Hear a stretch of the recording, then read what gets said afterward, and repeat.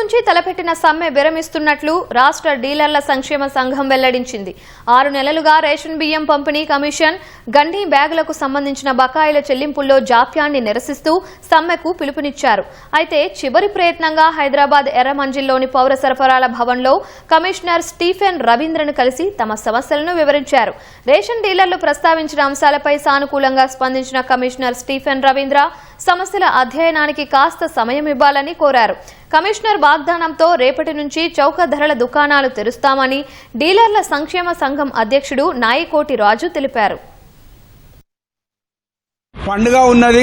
ఇవాళ రాష్ట్ర వ్యాప్తంగా ఉన్నటువంటి ప్రజలను ఉపవాసం ఉంచడం కరెక్ట్ కాదు. నేను అడుగుతున్నా కాబట్టి మీరు 100% పండుగ అప్పుడు దుకాణాలు తెరిచి ఉండాలి. ఏ సమస్య ఉన్నా నేను తీరుస్తానికి సిద్ధంగా ఉన్నా అని కమిషనర్ గారు చెప్పడం జరిగింది. కాబట్టి రాష్ట్ర వ్యాప్తంగా ఉన్నటువంటి డీలర్ మిత్రులందరికీ ఒకటే చెప్తున్నా నేను రిక్వెస్ట్, వారు నిన్ననే చేయండి అలా అందరి సమక్షంలో చెప్పిండు. కాబట్టి మీరు అందరు కూడా ఏమనుకోవద్దు. రేపటి నుంచి యథావిధిగా దుకాణాలు ఈ వినియోగ పబ్లిక్ డిస్ట్రిబ్యూషన్ చేయాలని మీ అందరిని కూడా కోరుతూ ఉన్నాం.